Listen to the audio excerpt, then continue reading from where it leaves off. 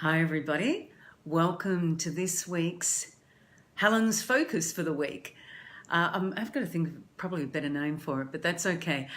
So what I want to talk to you about tonight is this idea of having accountability for your productivity and how that will help you in regards to success in terms of your business and your life generally, really. Now, I want to start off by saying that, hello, Trisha, that's better. Yes. Did you see my one before? My iPhone, unfortunately, will often be in, I can't shift it from portrait to landscape, and I so prefer doing, I so prefer doing lives in the landscape because I can put it on my tripod and I'm not having to hold it and it's not jiggling all over the place and all the rest of it. But anyway, yes, better late than never, and finally got it right. So that was good. Thank you. So what I'm talking about is being productive more so by having accountability. Now, I want to start at the outset and say that there are certainly lots and lots of people out there that don't need any accountability or don't seem to. There will be some that seem to be really clear about what it is that they're doing, the things that they know that they need to get done that will actually progress their business or their life in whatever way, and they just get into it and they do it, and it just seems to be a really smooth run. They seem to be motivated, driven, got tons of energy, as I said, clarity, and that's wonderful. And quite often they're probably the high achievers, but of course it depends on your definition of what a high achiever is. So there's definitely that group of people. I have to say that they're in the minority, well and truly. And the main reason for that is that most of the time, the majority of us are likely to get things done, to be more productive when we are accountable to somebody or something external to us. Now, that doesn't mean that we aren't motivated and accountable to our visions, our big why, for want of a better word, because that definitely can motivate us. It can be a huge motivation, but sometimes we can find that we sort of lapse a little bit with regards to keeping up the momentum or keeping going in a way that is going to progress what it is that we want to have achieved or to be. It can actually mean that is slowed down, or we sort of go on a slightly different path. And there are times, of course, when we don't do the things that we know that ideally we would do that would have the best impact for us or the best benefit, for all sorts of reasons. It can be things like procrastination. There can be obviously very legitimate reasons why things can get in the way, but I'm tending to focus more on the areas with regards to being distracted, as I said, procrastination. Hi Kay, lovely to see you. And the things that we tend to make excuses about, and we can usually, when we're really honest with ourselves, know when something is a reason or something is an excuse. And I've done a video on that before and may repeat it again. So there is a real difference. But for the majority of us, we are better with having some accountability. Now, I'm generalizing when I say this, I know that, but I tend to think that it's actually, if we are creative spirituals, that might even be more of the case. And it's not meant to be criticism, it's the way our brains work. So for instance, and I am generalizing, this may not be you if you are creative and spiritual, but for a number of us, this is the case where we can start something. In fact, often we love starting things. It's the finishing bit that we're not always so good at. And so we can start off with these great plans. We're going to be doing this, and we get to a certain point, and for whatever reason, we can then sort of slow down or actually stop, and in fact often move on to the next thing. And so this is where this starting comes, because we're creative, we've got lots of great ideas, but not necessarily the finishing. So if that's the case for you, then I would suggest that having some degree of accountability, external accountability, is actually really going to help you. Because when we are accountable externally, what usually happens is that there's some obligation that we make. Now, obviously it can be quite sad in lots of ways that we don't often, or as we don't always have that obligation to ourselves to the same degree, which it'd be great if we did, in which case we wouldn't need external accountability. But when we have external accountability, it's a case of, oh no, I have to do it. I told them I was going to do it. They're expecting me to get it done. They're waiting on me to do their bit. So I need to do my bit first. Whatever that might be, it really can be a great motivator. So when I think about then what types of accountability, I want to ask those of you who are watching, and if you're watching the replay, then put it in the comments as well. Do you have accountability in terms of getting things done?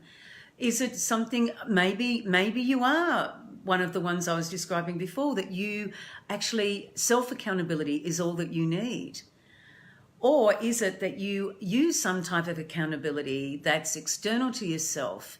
And if so, let us know what it is. I'm going to give you a few examples of what I've used in the past and have heard others use that have worked quite well.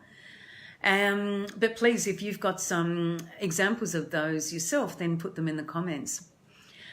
So in terms of accountability, what it can range from is just saying to somebody, I'm going to be doing this, and it's more than just telling them and then you don't see them again to have them follow you up, or for you to feel that you need to actually report in inverted commas.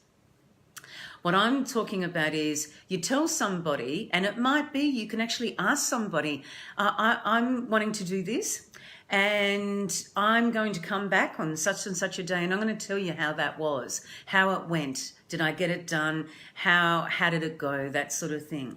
Now, that's obviously one form of accountability. And quite often, I don't know if you've heard the phrase accountability buddy, is something that I know in a lot of the coaching and mentoring programs I've been involved in, and other activities, that it can be really useful to have somebody that you can actually both have to report into each other and do what I was just saying. Did you get it done? And you know that you have to do that. So you're going to be motivated to actually do the thing, or more motivated than you may have been otherwise, because you know you've got to, inverted commas, report in.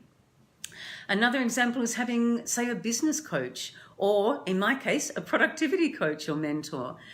Quite often, and if I use the example of business coach or mentor, you know that in between sessions, you're expected to do the work, and you need to be accountable for it by the time, or at the time of the next session.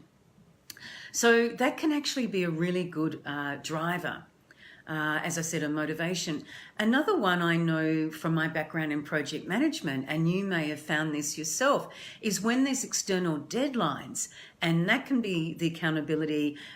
Usually there's a person factor as well, but having a deadline in terms of time can actually be a great motivator as well, and make us more accountable, because we know something has to be done by a certain date.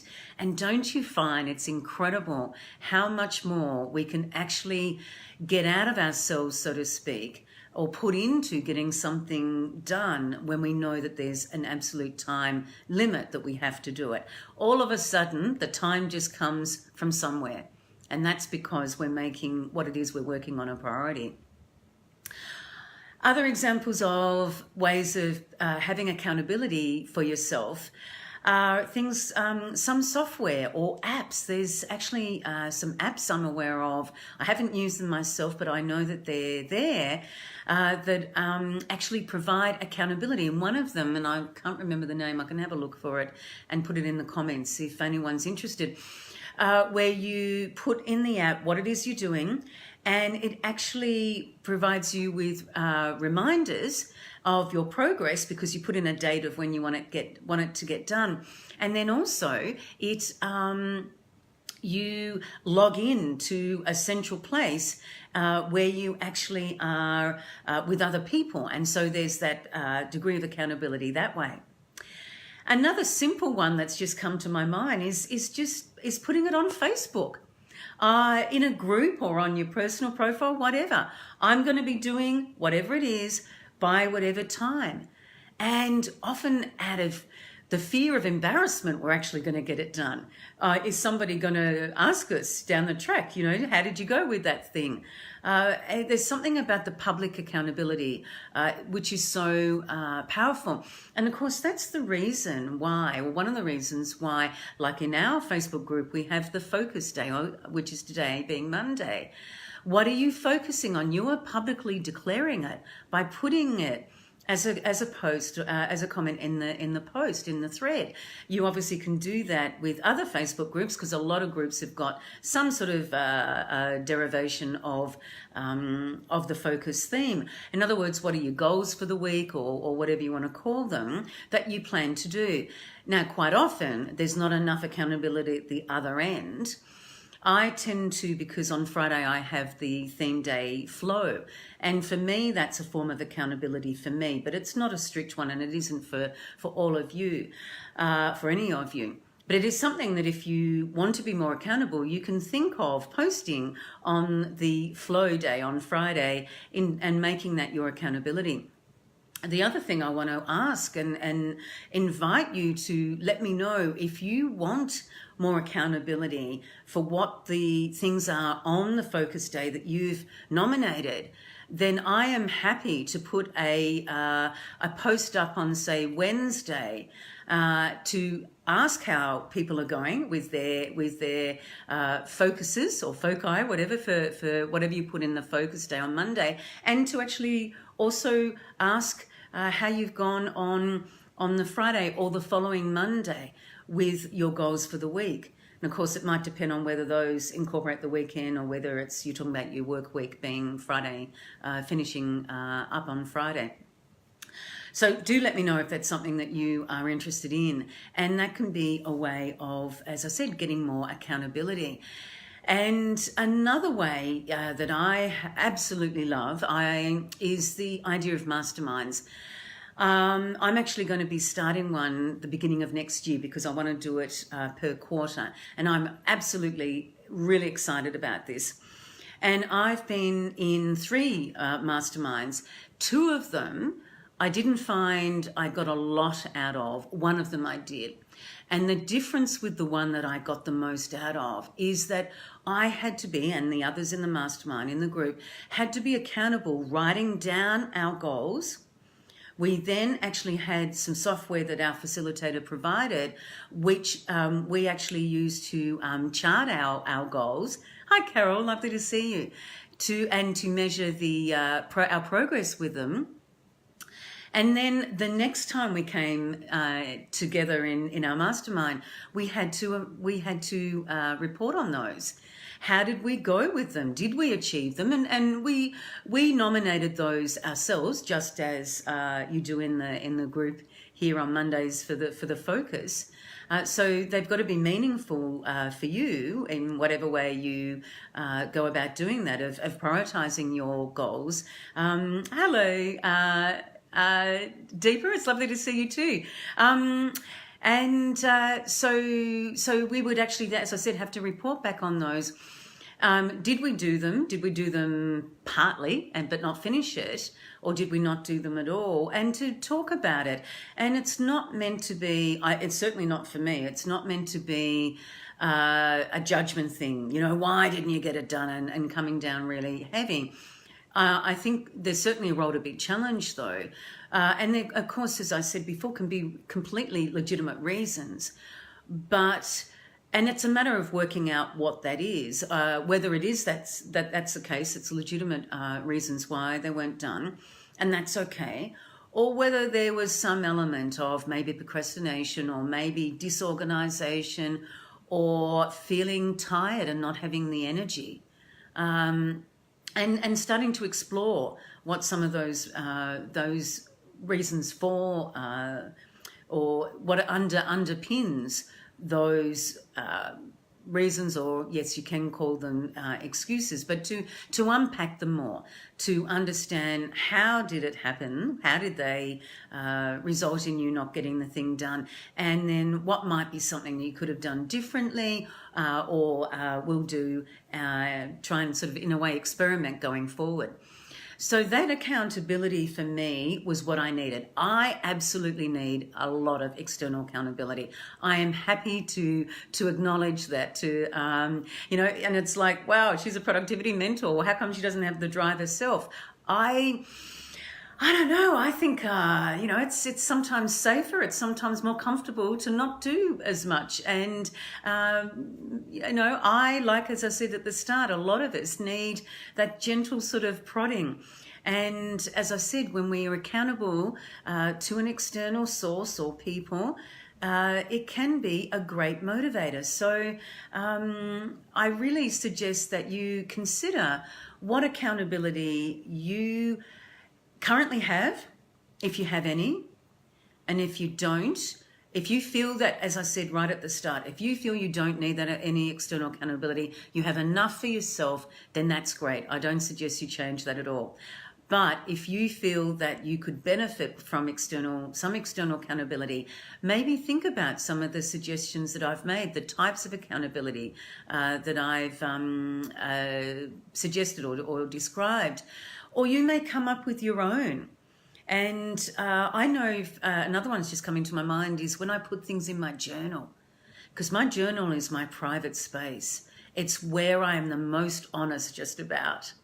And if I say I'm going to do something and then I come back the next, you know, day or week or whatever it is, and I know I haven't done it, then that really, I feel disappointed in myself. Again, I'm not going to beat myself up. I'm not about that. But it's an opportunity, again, for me to explore why that's the case. So the journaling is another one. So there's lots of different ways to be accountable.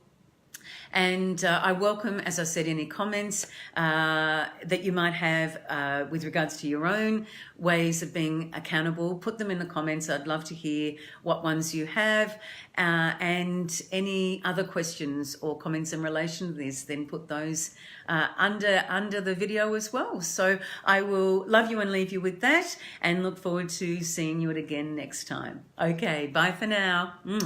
Love to you all.